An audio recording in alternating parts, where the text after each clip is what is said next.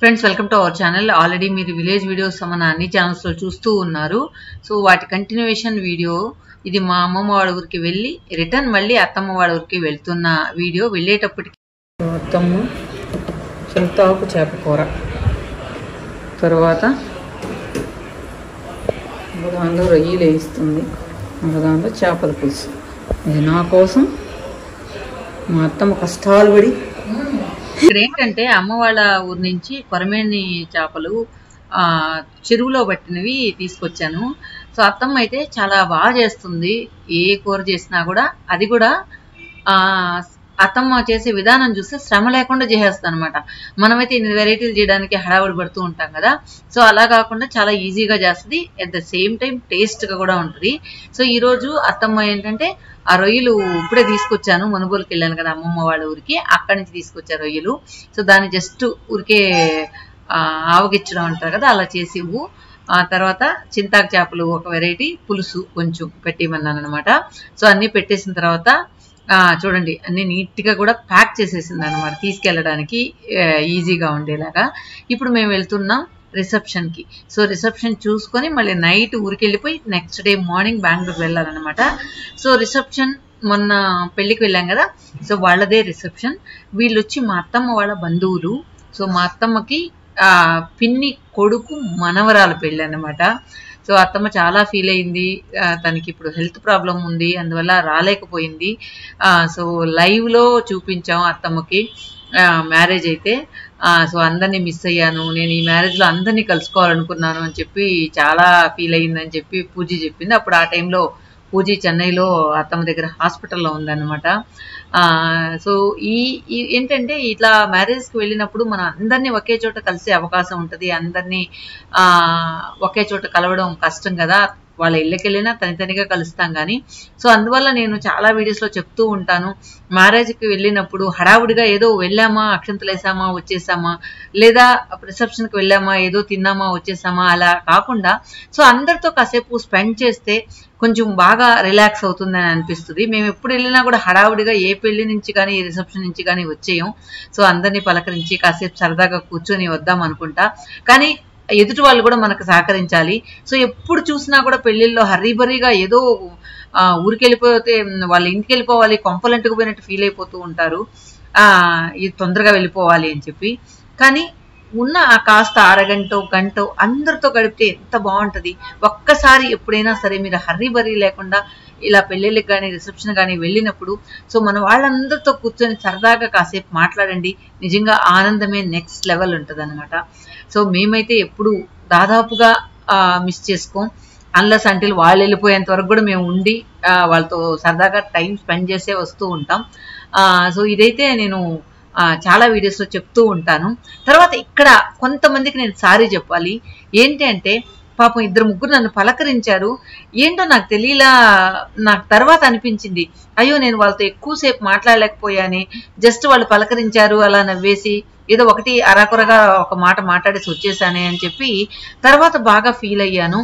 కానీ మోస్ట్లీ వాళ్ళు ఈ వీడియో చూస్తూ ఉంటే కనుక దయచేసి నన్ను క్షమించండి, నేను మీతో అంత కరెక్ట్గా ఉండలేకపోయానేమో అనిపించింది. మోస్ట్లీ అనుకో ఉంటారు, ఏంటమ్మా ఇంకంత లెవెల్ అని అనుకుని ఉండుంటారేమో, నాకైతే తెలీదు. తర్వాత వాళ్ళని వెతికితే నాకు నిజంగా చెప్పాలంటే వాళ్ళ ఫేస్లు అసలు గుర్తులేవు. సో డిన్నర్ టైంలో పలకరించారు. సో వాళ్ళైతే మన వీడియోస్ అన్నీ కూడా రెగ్యులర్గా చూస్తూ ఉంటారంట. సో మీ అందరికీ కూడా పేరు పేరున సారీ చెప్తూ ఉన్నాను. సో మోస్ట్లీ ఈ పాయింట్లో ఒక ఆవిడ కలిసింది, పాపం ఆశగా హక్ చేసుకున్నారు, చాలా సంతోషం అనిపించింది.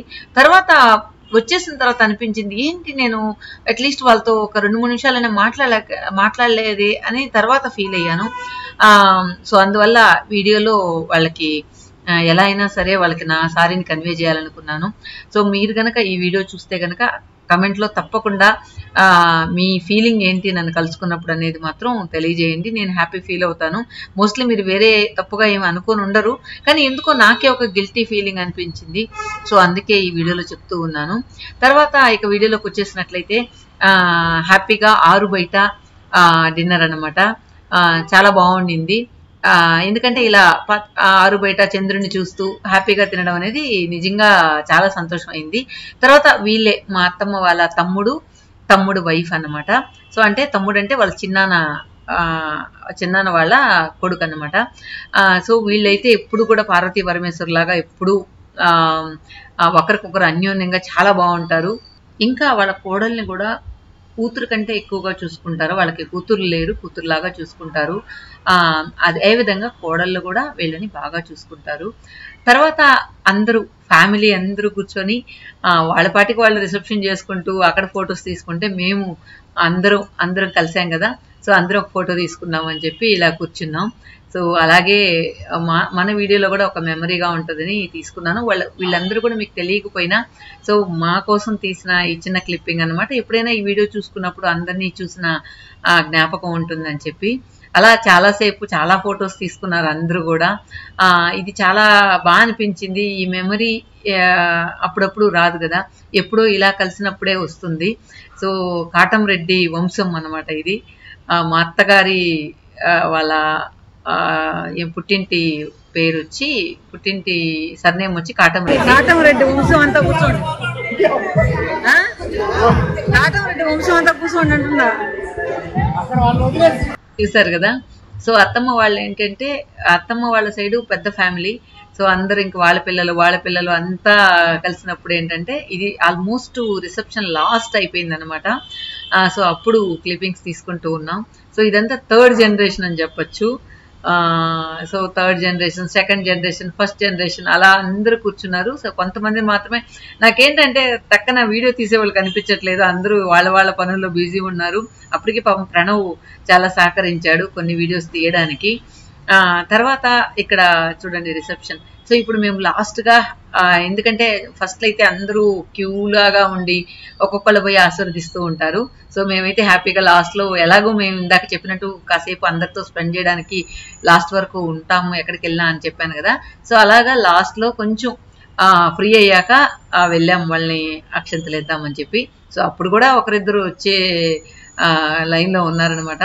సో ఈ విధంగా మేము ఇక్కడ కూడా ఫొటోస్ తీసుకున్నాం. సో ఇక్కడ చూడండి ఎలా ఉంది.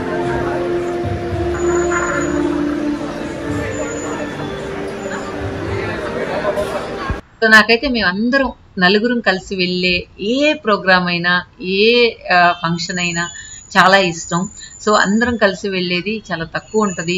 ఒక్కొక్కసారి ఒక్కొక్కళ్ళు మిస్ అవుతూ ఉంటారు, ఒక్కొక్కసారి పూజ మిస్ అవుతుంటుంది, ఒక్కొక్కసారి ప్రణవ్ మిస్ అవుతుంటారు, ఒక్కొక్కసారి మా వారు మిస్ అవుతూ ఉంటారు, ఒక్కోసారి నేను మిస్ అవుతూ ఉంటాను. అలా నలుగురం వెళ్ళేది తక్కువ అన్నమాట. సో వెళ్ళినప్పుడు మాత్రం నాకు చాలా హ్యాపీ అనిపిస్తుంది. సో ఈసారి అయితే పిచ్చగా ఫొటోస్ తీసేసుకుంటాం.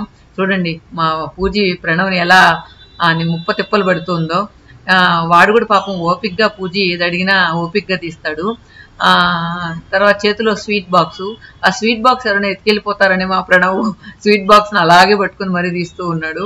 అరే నాయన స్వీట్ బాక్స్ ఎవరు ఎత్తుకోపోరలేరా, పక్కన పెట్టి పూజకి షూట్ చేయని చెప్తూ ఉన్నాను నేను. సో వాడు మొత్తానికి కాళ్ళు వంగి చేతుల నుంచి అలా ఇలా చేస్తూ ఉన్నాడు. మా పూజ ఇన్స్టాగ్రామ్ రీల్ కోసం యాక్టింగ్ చేస్తూ ఉంది.